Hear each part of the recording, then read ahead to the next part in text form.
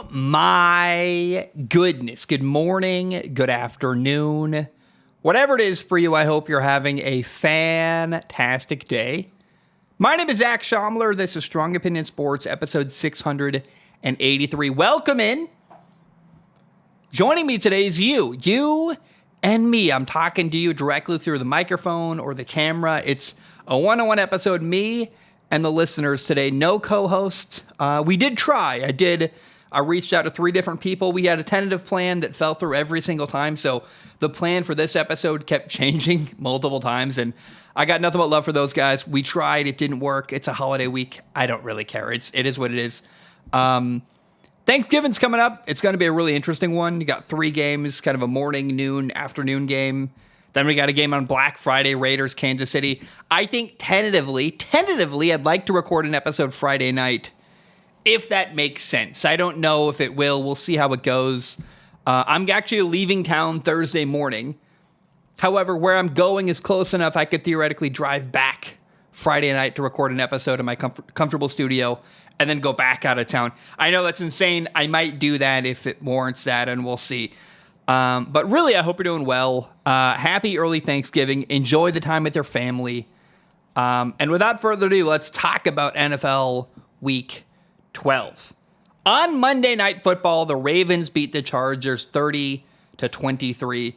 And I gotta say, first of all, this game was awesome. I loved it. It felt like a playoff game, honestly, for especially the first 3 quarters were incredible. Energy, back and forth, a lot of not knowing who was going to win. It was a one-score game for a lot of the game, and it really had a playoff atmosphere. In fact, I think Chargers-Ravens is a totally reasonable playoff matchup we could absolutely get, and I think the game would play out very similar to what we saw on Monday Night Football. By the way, you may not know this. If you watched the game, I'm sure it was a storyline that, I don't know, the TV crew forgot to remind us about it all the time. I would have liked maybe more reminders. Maybe instead of every minute, every 30 seconds, it could remind us that, in fact, the Ravens head coach, John Harbaugh, and the Chargers head coach, Jim Harbaugh, are brothers. I know. Look, you're hearing it from me the first time anyone's brought that up about this game at all. I know. Can you believe it? Sorry to break the news, but it's kind of crazy. I know. Look, I'm being sarcastic here, but it is interesting. Like, right, if 2 brothers play against each other as quarterbacks, like the Manning brothers did, or as coaches like the Harbaugh brothers have, it is noteworthy and special and interesting. And maybe I'm jaded because I lost a brother. I don't know.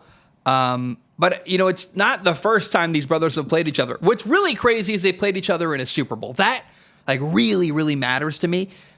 This is the 3rd time they played each other. I don't need to be bashed over the head with that story. Their parents aren't going to be in town for the game. It's like, dude, I don't. Yes, but the novelty's worn off by the 3rd matchup. So I got to say that, take the piss out of it a little bit. Like, ugh. All right. Okay, great. It's amazing. The brothers. Whoa.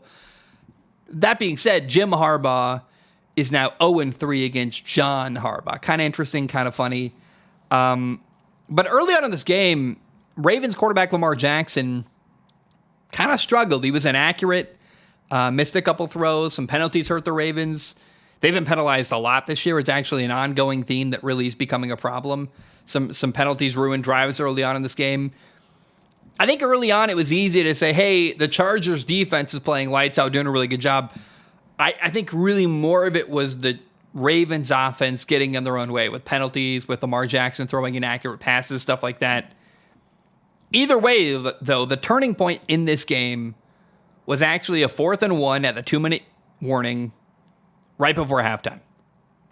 The Ravens had a 4th and 1 on their own 16-yard line. An insane scenario. 4th and 1 on their own 16-yard line. They line up to go for it. They call a bunch of dummy snap counts. They let it go to the 2-minute warning. Then they come out of the 2-minute warning, and they line up again to go for it. And they go for it, and they get it. They're on a quarterback sneak with their tight end, Mark Andrews. Craziness. Unbelievable. I cannot believe that they did that. It's, I think, going to be an easily forgotten part of this game. The Ravens went for it on 4th and 1 on their own 16-yard line before halftime. They were losing 10-7. Wasn't like they needed it horribly, but what it did was create momentum.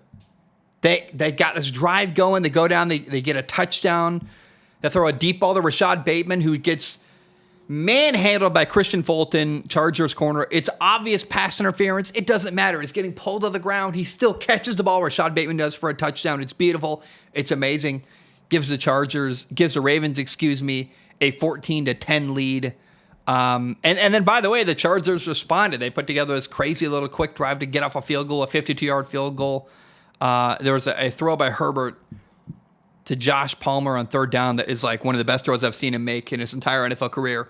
Poise, accurate, clutch, sets up the field goal. It was fun. Had a playoff atmosphere. It was really cool. But again, don't let it be forgotten. What sparked the Ravens' offense in this game was actually going forward on 4th and 1 on their own 16-yard line, which is unheard of and crazy. If you don't get it, you're handing the Chargers 3 points at minimum, right? At minimum. It was ballsy. It worked. It was really cool. Lamar is on a tear, by the way. 27 touchdowns this year, touchdown passes, 3 interceptions. And by the way, the 3 interceptions all hit a Ravens receiver in the hands before the ball got picked off. So, say what you want. I think those 3 interceptions are like really unlucky interceptions. They're not terrible decisions and terrible throws. I'm saying this to tell you, Lamar Jackson is unbelievable. And I think the MVP is going to come down to Saquon Barkley or Lamar. And right now it's Lamar. I mean, I just don't know how the Ravens lead every single offensive category they possibly could. And I want to say this because it does matter. Right now the Ravens have, let's say it out loud, the Ravens as a team have on the year played 12 games. A lot of other teams, the top offenses in football, have only played 11 games. So the Ravens have played 12. The Lions, the Eagles, the 49ers, the Packers are the next 4 offenses in the top 5 of the NFL stats. They've all played 11 games. However, the Ravens have 5,120 yards of total offense. The next closest team is the Lions at number 2 with 4,300. Meaning, even if you play 12 games and 12 games in this equal amount of games, they are vastly outpacing teams like the Lions. They have over 800, almost 800 more yards than the Lions have on the year playing just one more game. It's crazy town what's going on with the Ravens offense. They are going off. It's awesome. It's cool. And what's really interesting to me, they play Philly on Sunday, this coming up week, NFL Week 13. And it's a massive game because it feels like 2 potential Super Bowl contenders with Philly and Baltimore. And you got the 2 best running backs in the NFL matching up, Derrick Henry and Saquon Barkley. But the way the Ravens are spreading the ball around to everybody on their roster in this game on Monday night, Justice Hill had a long 51-yard touchdown run. Derrick Henry, their other running back, at 24 carries for 140 yards. Derrick Henry, I say their other, meaning they're starting bell cow running back. Justice Hill's the other running back, but your other running back is the guy who had the touchdown, had a crazy long run. Mark Andrews had a quiet year so far, but it's because other people are getting targets and doing well. Mark Andrews finally had a touchdown and had a really impressive touchdown, might I add. Rashad Bateman had that long, beautiful touchdown catch. And then guys like Isaiah Likely and Deontay Johnson weren't really even a part of the offensive game plan here. My point is this, the Ravens have a ton of offensive depth. And you look around the AFC, Buffalo lost Stephon Diggs. They're not quite where they want to be. Kansas City, yeah, they're 10-1, but a lot of losses, or a lot of wins over very unimpressive teams. And Mahomes is kind of off this year. This is the year for the Ravens to get to a Super Bowl. If they're going to ever represent the AFC in a Super Bowl, it's now. You got Derrick Henry playing incredible. You could argue in his prime. Lamar Jackson's in his prime. You got this defense that's they're trying to get better. But it's given the context of the AFC around them, given how prolific their offense is, they got to get to a Super Bowl this year. This is the window. This is the year the Ravens have to go. KC's down. Buffalo's not the same. Lamar's playing. He's won multiple MVPs. This might be his best year in the NFL so far, which is kind of insane to say out loud. This is the year the Ravens have to go to a Super Bowl. If they don't get it done this year, Yikes. It's a problem. Now, the Chargers lost to the Ravens on Monday Night Football. The Chargers lost 30-23. The Chargers are now 7-4. Having a good year. I think Jim Harbaugh, it's hard. You can't really criticize a guy. He's killing it. The offense is working. The team is winning. They look like a totally different football team this year. But in this loss to the Ravens, two big things really stand out to me. Number one is the most obvious one. Number one, this was the Quentin Johnston game. And not in a good way. He's a former first-round pick. He was drafted before Zay Flowers and Jordan Addison, the picks before, actually. And he has not lived up to that billing at all. A first-round pick, drafted before Zay Flowers and Jordan Addison, guys who are really productive receivers in Minnesota and Baltimore. Quentin Johnston in this game, 0 catches on 5 targets with 3 drops and 3 crucial, brutal, really, really problematic bad drops. They gave him a lot of targets downfield. They're really trying. The most notable to me, he had 2 drops in the fourth quarter, including a 3rd and 6. They're down 7. He drops a wide open 3rd and 6 pass. It would have been a huge gain. Would have been a lot of momentum for them. Would have really mattered. Quentin Johnston is a problem. You watch Monday night, you watch him very visibly holding back this offense. It's not good. They're trying to give him targets. They're trying to boost his confidence. He's dropping passes that your grandmother wouldn't drop. It's really bad. And to me, watching Monday night, the Chargers are a playmaking wide receiver away from winning that game. And really getting, that's the next piece they need in LA. I love Ladd McConkey. He's awesome. But you need one more guy. You need one more receiver, I think, to truly be what you need. A big outside threat at receiver. They were hoping he would become that. Quentin Johnston, they were hoping would become, how big is the dude? Quentin Johnston is, in fact, 6'4", 215, right? They were thinking he's our big-bodied, go-get-the-football receiver, and he just hasn't turned into that. He looked pretty good at TCU. I remember watching him play in the national title. They lost, but it was fun. And unfortunately, year 2, he's just not turning into what they were hoping he would become with the Chargers. Now, the other thing I want to talk about after this game, the number 2 thing worth noting, I don't mean to hate on Justin Herbert. I thought Justin Herbert, and Chargers fans, let me hear from you. Do you agree? I thought he missed multiple open shots deep downfield. There's a brutal one to Josh Palmer that should have been a touchdown. Like, he had a guy by 4 steps, and he just overthrows it. And you're like, that's a touchdown. You got to hit that. Again, Herbert, I talked about earlier, his best throw of the night. 7 seconds before halftime, he throws that throw to Josh Palmer to set up a 52-yard field goal. It's beautiful. It's incredible. However, I thought the receiver, Quentin Johnston, was a problem, but also Herbert had multiple shots open deep downfield where the trajectory wasn't quite right or the placement was a little off or he overthrew it. It's a little off throwing deep. And, man, you shore that up, and I really think that, oh, man, it'd be really exciting to watch. I mean, the Chargers are so close. They're 7-4. They're winning. They're doing great. They've asked very little of Justin Herbert this year. This was the game they needed a little bit more from Justin Herbert, and unfortunately, it just didn't quite work out. And he didn't quite do everything they needed to do for him to win. By the way, here's the AFC West right now. The Chiefs are 10-1. The Chargers are 7-4. Denver's 7-5, and the Raiders are 2-9. The Raiders are out. But Denver, the Chargers, and Kansas City, they're all in the hunt. I think it's pretty clear KC is going to win that division, but really, can Denver or the Chargers make a playoff spot? That's what I'm curious about. And if the playoffs started today, the Broncos would be the number 7 seed, and the Chargers would be the number 6 seed. So, man, I think fun stuff's ahead. I would really like to see the Chargers and Ravens rematch. The game probably ends the same way, but it's a fun matchup to watch. I really enjoy this kind of playoff atmosphere between the Ravens and the Chargers. Now, I got to tell you about our sponsor today. This episode is brought to you by Prize Picks. Prize Picks is America's #1 fantasy sports app. Use Prize Picks while you watch NFL games this fall because making picks makes watching games more engaging, and you could turn something like $5 into $50.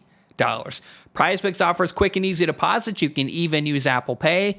So put your skills to the test in daily fantasy. Go to prizepicks.com/CLNS and use the code CLNS for a first deposit match up to $100. That is prizepicks.com/CLNS using code CLNS for a first deposit match up to $100. Prize Picks, daily fantasy made easy. All right.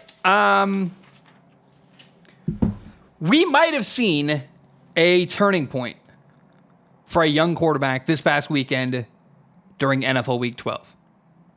Do you know what quarterback I'm talking about? There was one quarterback that I thought, oh, hey, there's some promise there. Maybe his career isn't over. Maybe, in fact, this kid can still turn it around. Kansas City beat the Carolina Panthers 30-27 during Week 12. However, Carolina Panthers quarterback Bryce Young had the best game of his NFL career so far, in my opinion. Making big-time throws downfield, getting the ball out on time, really accurate, looked really comfortable, looked like he understood the offense at a high level. On the day, Bryce Young was 21 for 35 passing at 263 yards, had a touchdown pass, no turnovers on the day.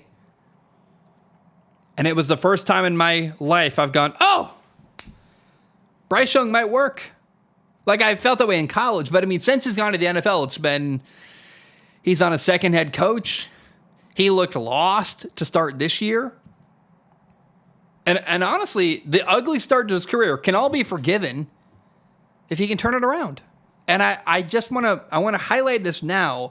You know, there was a moment in my life, I met my best friend's family. My best friend, his family really, really helped me. When my brother died, when I went to college, when I went through my engagement got called off. It was, I guess I called it off, but it was, I've gone through some really hard times in my life. And my best friend's family has been there for me every step of the way. And so for me, I look back on I remember going to their house for the first time as my good friend Sean introduced me. He's like, you got to meet Nathan and his family. We hung out in their basement, we played video games. It was amazing. And we all had dinner. I met the mom, I met the dad. I was like, oh, this family's really cool. Oh my gosh. And they became a huge influence on my life. They changed the trajectory of my entire life, literally for real. And so I say this to say, meeting my best friend's family was a turning point for me. And I'm hoping NFL Week 12, a loss by 3 to Kansas City, I'm hoping that can be the glimmer, the turning point for Panthers young quarterback Bryce Young. Because it was the moment I went, oh, this is good. This will work. He's just got to do this every week, and we'll see if that can happen. I don't know. But hopefully Bryce Young is turning a corner. And I want to see him change the narrative about himself. The narrative right now is kind of small, not super accurate, been struggling, looks lost. Here are the final 6 games of the year for the Carolina Panthers. They played Tampa, then they play at Philly, then they play Dallas, then Arizona. And their final 2 games are at Tampa again, and then at Atlanta. So how do the final 6 games of the year end for Bryce Young? If he plays like that, if he plays like he did Week 12 against Kansas City, Bryce Young is going to look like a franchise quarterback. It's going to change a lot in Carolina. It's going to change how they draft. It's going to change how they approach the offseason. If they go into the offseason feeling like, you know what, we found our franchise quarterback, changes everything. Will Week 12, losing to Kansas City, will that be a turning point for Bryce Young? That's what I want to find out in the final 6 games of the year for the Carolina Panthers. Another thing emerged during NFL Week 12, in my opinion. We may have also gotten a new Super Bowl contender. The Philadelphia Eagles are 9-2. The Eagles are 9-2. By the way, they play the Ravens on Sunday at Baltimore. It's a big test for Philly. Ravens Eagles. Eagles are 9-2. Ravens are 7-4. Hey, time to go. Time to figure this out. How good are the Eagles really? It's going to be, I think, a playoff type atmosphere. Potentially. Ravens Philly could be the Super Bowl this year. I think it's more likely probably Ravens and Lions, but there's a shot. And Philly has the number 1 defense in the NFL in yards allowed. On the flip side, the Ravens have scored a ton of points, the most points in the NFL, and have the most yards in the NFL, and most yards per game. So it's fascinating. This defense against that offense. And Philly's got a ton of firepower on their offense. I mean, they got A.J. Brown, Devontae Smith, Jalen Hurts, say what you want, can run, can make a lot of plays. And then they've got the best running back in football, Saquon Barkley. There's a lot of ways this Eagles team can beat you. And again, number 1 defense in football in yards allowed per game. Now on Sunday Night Football, Eagles running back Saquon Barkley put on a show. 26 carries, 255 yards, 2 touchdowns. On top of that, 4 catches for another 47 yards. They put a beat down on the Rams. And if the playoffs started today, Philly would be the number 2 seed in the NFC, right behind Detroit. And I'll tell you what, I think Detroit Philly's a really good game. I lean towards Detroit winning, but Philly, I don't sleep on them. They've been playing really good football recently. And I know Washington's kind of the darling of that division. They had their shot. Philly took care of business against Washington. A couple weeks ago, I was in Texas. I watched it at the bar. I was like, wow. Okay, Philly. Wow. And so 12 weeks in, here are the 5 teams I think that can win the Super Bowl. I've watched 12 weeks of NFL football, and it's really come down to 5 teams to me that have a legitimate shot to win the Super Bowl. One of these 5 teams will win the Super Bowl. The Kansas City Chiefs are the obvious one that comes to mind. They're 10-1. They got Patrick Mahomes. Now, I don't think they are bulletproof. Mahomes finds a way to make magic happen every game, but they're winning some really close, really ugly games. However, as long as they got Andy Reid and Patrick Mahomes, you just can't cut out Kansas City. They're 10-1 for a reason, and they are for sure a Super Bowl contender. Then you got Detroit, the Lions. They're crushing people. Their quarterback has gone through stretches of absolute magic, where like perfect games, literally 18 for 18 on the day. Really, really incredible quarterback play from Jared Goff. Had a bad one, had a stinker. They still won that game anyway, by the way. Threw, what was it, 4 or 5? I think he threw 5 interceptions in one game and they still won. So the Lions are a force to be reckoned with. They really are. They're awesome. Their defense is dominating right now. Lions are a Super Bowl contender. Obviously, they're the team in the NFC everyone is trying to beat. Then you got the Ravens. The Ravens are kind of somehow under the radar. I think it's because they got 4 losses. The Ravens are a little bit forgotten about. They're 8-4. I think I said 7-4 earlier. I meant 8-4. Ravens are 8-4, and they're playing really good football, man. And their quarterback, Lamar Jackson, 27 touchdowns through the air, 3 interceptions. And those 3 interceptions are like, really, that's kind of bad luck. Like hitting his receiver in the hands, ball popping in the air, getting picked off, stuff like that. Like they're not atrocious bad interceptions at all. And by the way, the Ravens have so many different people who can beat you. 2 tight ends, Isaiah Likely and Mark Andrews. Running back, oh my, Derrick Henry. The freight train no one wants to tackle. Zay Flowers, Rashad Bateman, Deontay Johnson. They got weapons everywhere.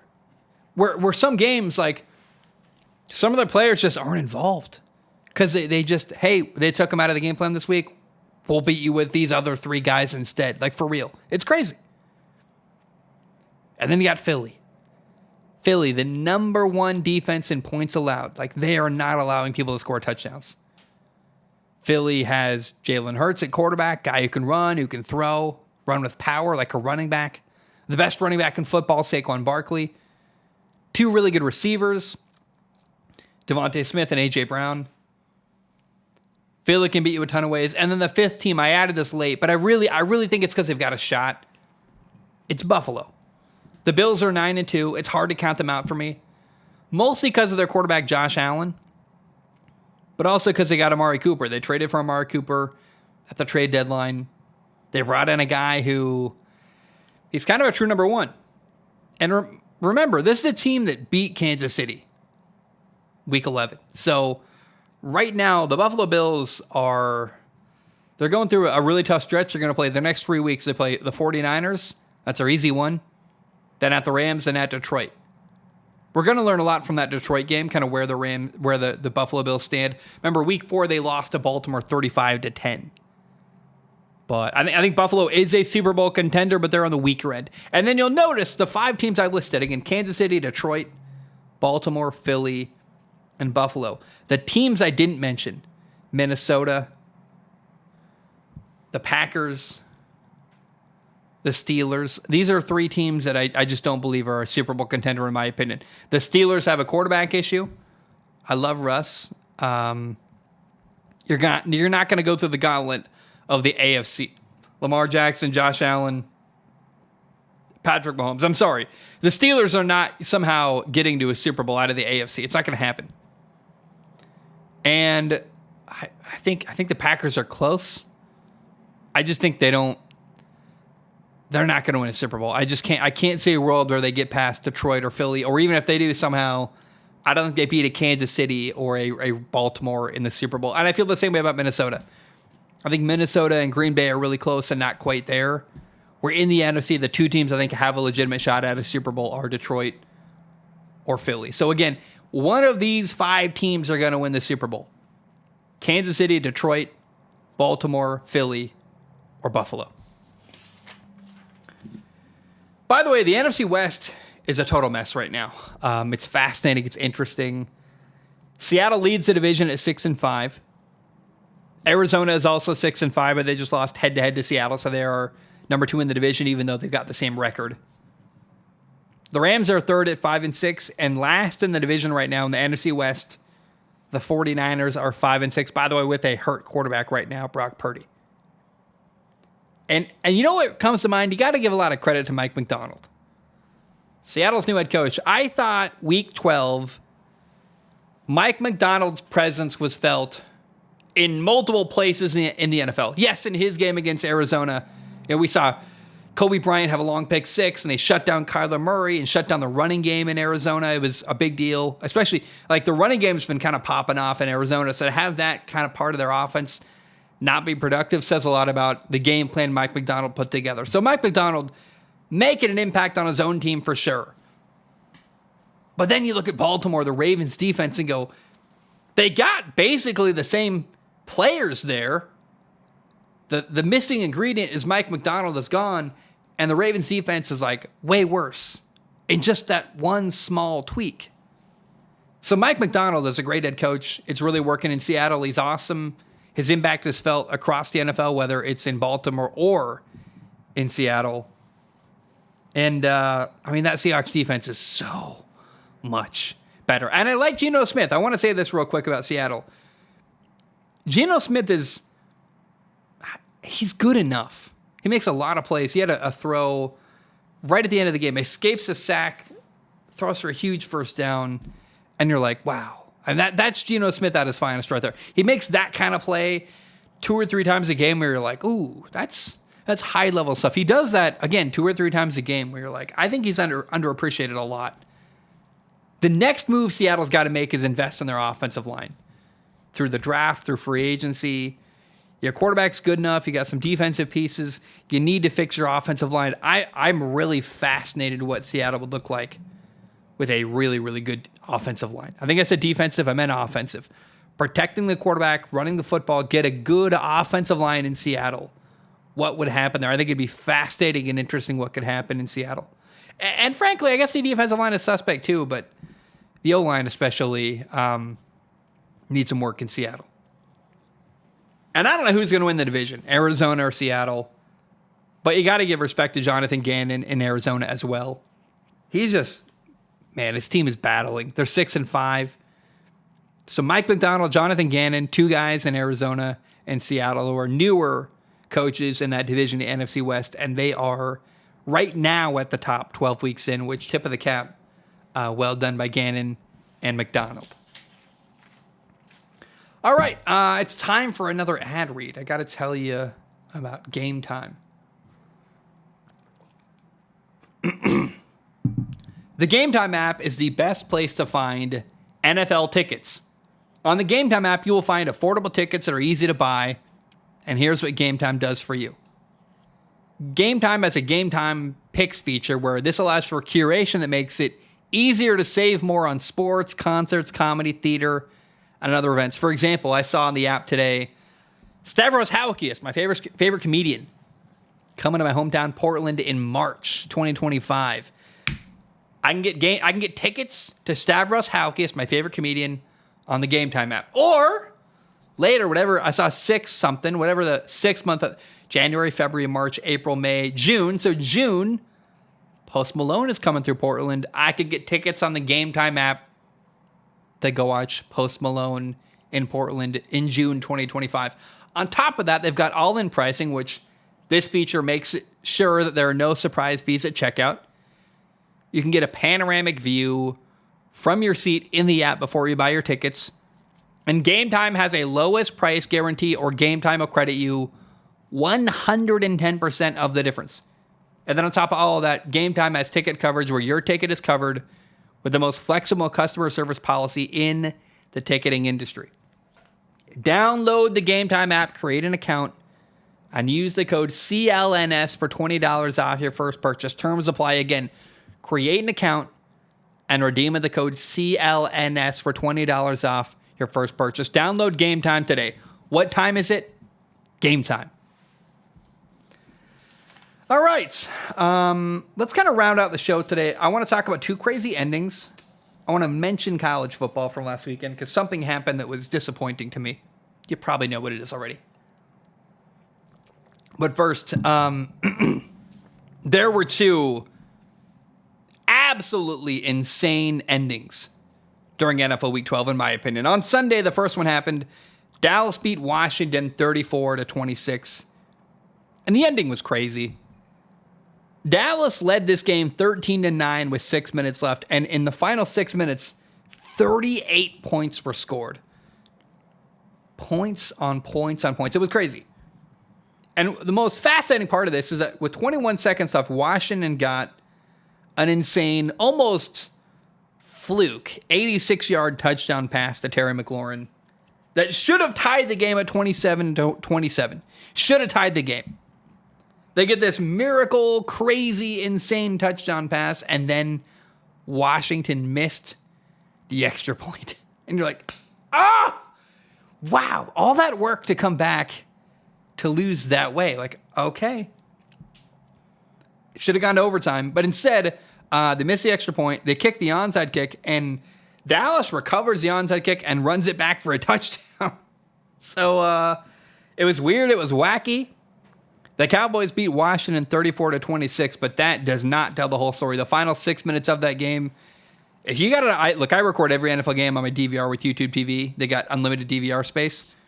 If you got a way to watch the final 6 minutes of that football game, highly, highly recommend. Go watch the final 6 minutes of Washington and Dallas this past weekend. It was bonkers. Another game ended pretty weird during NFL Week 12. The Vikings beat the Bears 30-27 in overtime. And the Vikings actually led 27-16 with 2 minutes left in the game. So Chicago got the ball with 1:56 left. Put together this crazy touchdown drive and a 2-point conversion. But they scored a touchdown with 22 seconds left. The game is over, right? Well, they kick an onside kick. They recover it. Caleb Williams makes a really big 27-yard throw over the middle, sets up a field goal. They kick the field goal. They tie the game. 27-27. Game's going to overtime. Oh, my goodness. And then, after putting together 2 scoring drives in a row, Chicago gets the ball first in overtime. And you're like, oh, no way. This is it. This is the game where Caleb Williams is going to make a name for himself. He's going to beat Minnesota. He's going to do something really impressive. And instead, on second down, he took a horrible sack. The Bears go 3 and out. They give the ball back to Minnesota, puts together a 68-yard, 10-play drive for a field goal to win the game. And it kind of reminded me of that Washington game where, like, you do all that work to get back in the game, and then you blow it at the very end. You're like, so close, and yet so far. So the wackiest endings from NFL Week 12 were Bears, Vikings, and Cowboys, Washington. And it wasn't close. Like, those are the wackiest endings maybe of the year so far. Like, it's not like week to week. Like, there's a crazy ending every week. I'm sure there is, but these were games that really stood out no matter what you're talking about, no matter what week it is. Weird, crazy endings during NFL Week 12. Now, I think it's worth mentioning last Saturday, I was disappointed personally. Indiana was 10-0. They played Ohio State, who was 9-1. And Indiana was playing to basically get to the Big Ten title game. And they've had a great year no matter what. But Indiana couldn't keep up with Ohio State. Ohio State pulled away in the second half. Ohio State beat Indiana 38-15. And the big storyline is that Indiana could not protect their quarterback. They just could not keep their guy upright. It was tough. And so what we're lined up for, though, is in the Big Ten title game, we're going to get a rematch of Ohio State-Oregon, which is now assuming Ohio State can beat Michigan at home this weekend. I'm sure they will. I was hoping for more from Indiana, even though I wouldn't mind if they lost and it was close. I wanted a close, compelling game, and by the end of the game, it just wasn't close or compelling, and I found that personally to be disappointing. Now, let's look ahead to the weekend, because this weekend in the football world, it's kind of a busy, interesting one. It's NFL Week 13. It's College Football Week 14. But a lot of the rivalries we've come to get used to are now less relevant. Like Bedlam happens earlier in the year, and Washington happens earlier in the year. Like, a lot of these conference games are kind of, the conference realignment's kind of screwed up our rivalry weekend. But either way, it's also given us a new rivalry, by the way. So Michigan plays at number 2 Ohio State early in the morning on Saturday. I think Michigan's going to get their ass kicked. We'll see. But the really good game, the new, renewed rivalry in college football, is Texas.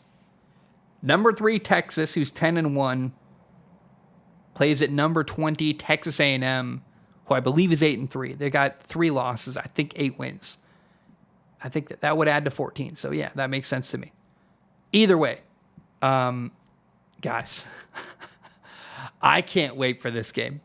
I think it's the first time Texas has played A&M in like 10 years, something like that. Ever since A&M left for the SEC. So it's been a while. The rivalry's renewed, and it matters. It really matters. Like, both teams are good. Right now, Texas would be in the SEC title game if they got there. And by the way, how crazy is it that year one for Texas in the SEC has gone as well as it has? So I find it really, really exciting. That's the game of the weekend in college football. That will be Saturday, 4:30 p.m. East Coast or West Coast time, 7:30 East Coast time. So the latest games start, whether you're on the East Coast or the West Coast, 4:30 Pacific. Number 3 Texas at number 20, 8-3 Texas A&M, and really playing for a spot. Texas is to stay in the SEC title game and have the right to play Georgia in that SEC title game. Awesome, exciting. Cannot wait for that Saturday night, excuse me. They got 3 games happening on Thanksgiving this Thursday. The morning game, Bears at Lions, interesting, cool. At noon, you got Giants at Dallas. Boo, don't care. 2 backup quarterbacks, don't care at all. And then evening, Miami at Green Bay. That one's going to be really fun and interesting, I think. I think Miami Green Bay is going to be a really, really interesting, really, really exciting matchup.